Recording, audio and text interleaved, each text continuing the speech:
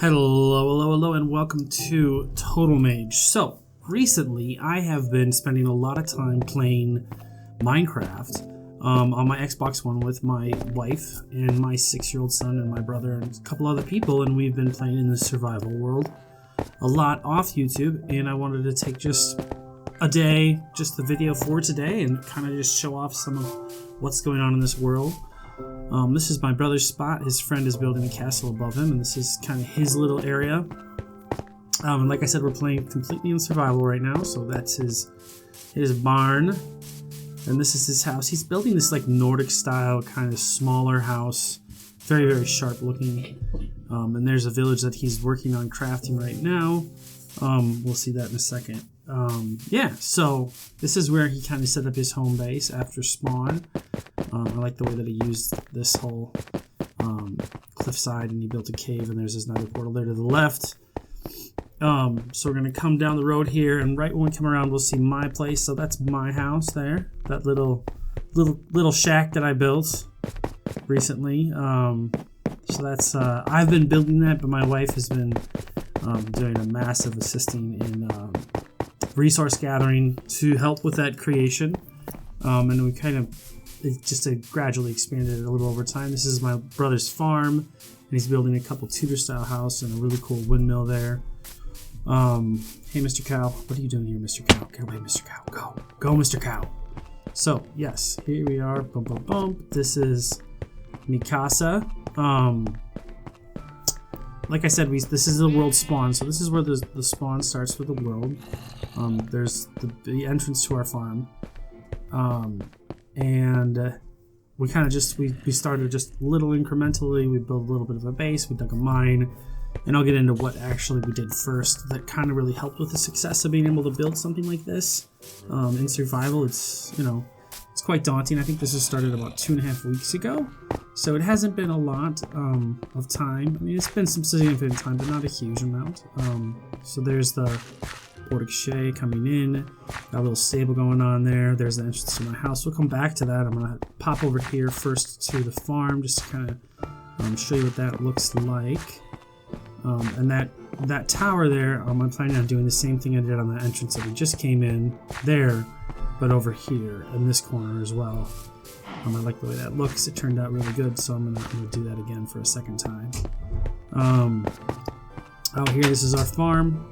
This turned out really well. Probably one of my favorite farm that I've designed so far. We got a barn, we got separate animal pens, all the different crops set up. I lined sugarcane all the way around it, which just gave it a really nice, really nice vibe. It feels very green but private, but not tree.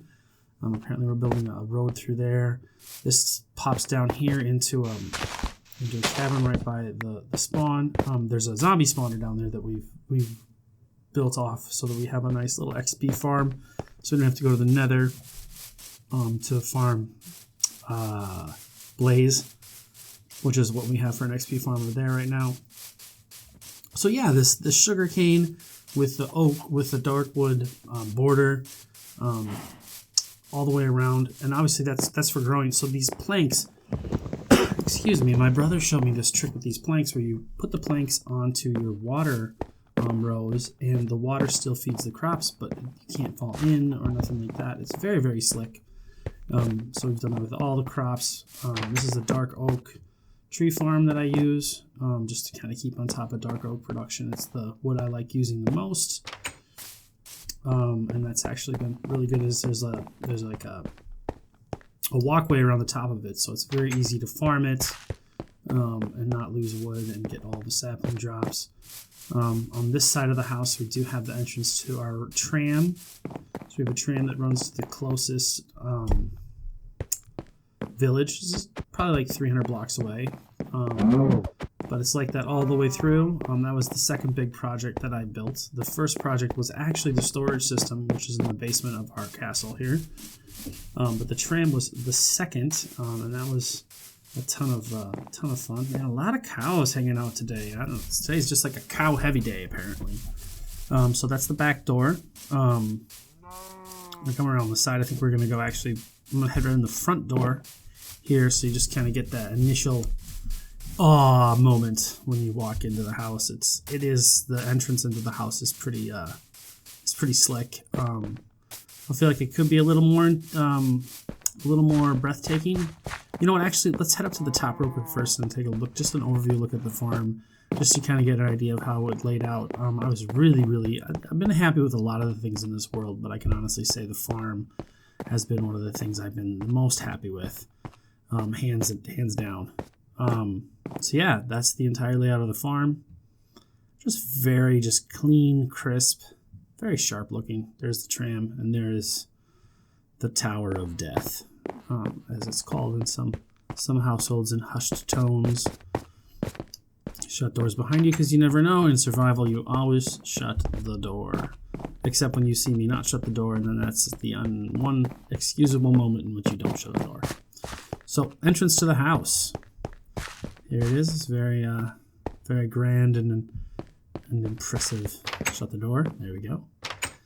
Put the stained glass window in right when you walk in. Want to change out the second row of stained glass, the purple clear one. It just doesn't really fit with the way that I want things to be. So I'm going to look at fixing that in the future. Like I said, this is the back door over here. Really nice, just kind of cool entrance into the backside. Little park area over there I haven't decorated yet. And then there's another indoor garden here as well. We'll head up to the second floor. Really tried just to pay attention to the details of this build and just be really focused on consistency in the walls. It is very aesthetically just pleasing to me. Honestly, I feel like I did a really solid job of building some very nice details. I'm contemplating putting an aquarium in here, a wall aquarium at some point. We'll see.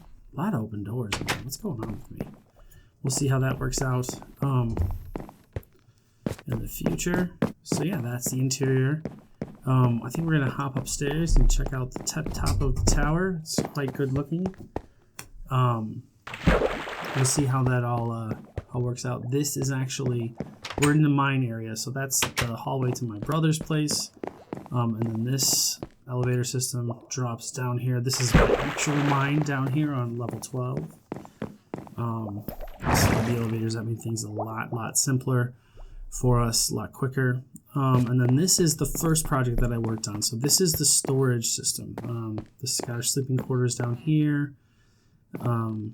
This is the trunk that my little brother drops deliveries in for me. And he brings me stuff because he's dope like that. All our workstations, our level 30 enchanting station, lapis in the floor. Also have a map room here that's in progress. Hasn't had a lot of time invested into it, but it's starting to show some promise. And we built it for expansion, so we can definitely, I should say I built it. My wife basically helps generate a ton of these materials that enable me then to do a lot of this building. Ooh, diamonds. Yeah, check that out. Look at my diamond stash. Some emeralds. I kind of just tuck those away, just hopefully so nobody that comes into play. Because I do have people come in and play that are friends of mine or friends of my brother's will drop in and play. We had someone stop in one night that was just a crazy person. So this is the organizational system. And currently we've only used less than half of the bays. It is seriously that huge. The plan was a long-term plan. This is the first thing I built when I moved in. I've always struggled with organization and having the correct amount of space and always having to tweak it and grow it. And after my last world, when I built it and then I had to go back and rebuild it and then I had to go back and add to that, I was like, you know what? I'm going to build something that is sustainable long-term. And that's what we've done down there. So that's my wife's house and that's my son's tree house over there. And she's growing acacia trees because she really likes acacia wood. So this organizational system downstairs was really a long-term strategy. So each bay is expandable. So I'll show you down here with cobblestone because I think that's the one we've probably expanded the most with. These bays are designed to grow inside. So as like, let's say for argument's sake, let's say food. food. Let's say meat. So like, let's say we have all the meat in one now, right? But we get so busy and so big later that we need one for steak and for lamb and for pork and for chicken. Then we can do that. So we have enough bays. And then each bay interiorly, that's not a good example, cobblestone. We'll head over to cobblestone. So each bay can grow in down as it goes. So 1, 2, 3. I've had this as full of 6 at some points, and then you can just expand it further inside the bay for the material. So you never run out of room for a given material, which is really what I wanted. And it was a really good investment right at the beginning to make this investment in building a good infrastructure for organization. I got some long-term plans around playing in this world because I got a lot of people playing in it. My wife and my son and my brother, and I would like to be able to play in it for some time. So just trying to have a long-term strategy about it. I think that's it. And we're going to head upstairs to the pièce de résistance, the cherry on top, the towers. So the towers were quite a ordeal. They're identical. 3 of them are identical, I should say. One of the 3 is not identical. That one over there is not identical, but the other 3 are identical.